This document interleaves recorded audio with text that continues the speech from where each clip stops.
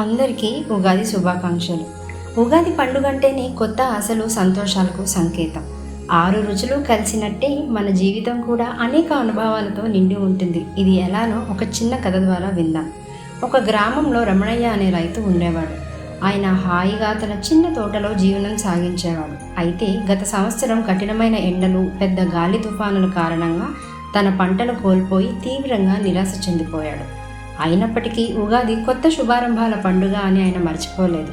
పండుగ రోజు ఉదయమే పంచాంగ శ్రవణం విని కొత్త సంవత్సరంపై తన ఆశను కొత్తగా మెరిపించాడు. ఆయన భార్యతో కలిసి మామిడి తోరణాలు కట్టాడు. పాత కష్టాలను మరిచి జీవితంలో కొత్త చిహ్నాలు రాయాలని సంకల్పించాడు.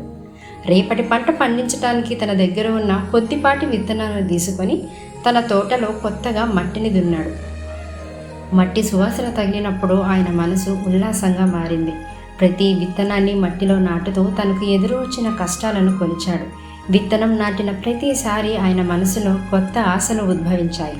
సీజన్లు మారి వర్షాలు పడినప్పుడు ఆయన ఆశలు చెట్లలాగే పెరగసాగాయి. పచ్చటి మొక్కలు తన తోటని నింపుతున్నప్పుడు తానేమీ కోల్పోలేదనే భావన రమణయ్యకు నిండుగా అనిపించింది. ఈ కష్టకాలాలు తనకు బలమైన మార్గదర్శకుడిగా నిలిచాయి అని ఆయనకి అర్థమైంది.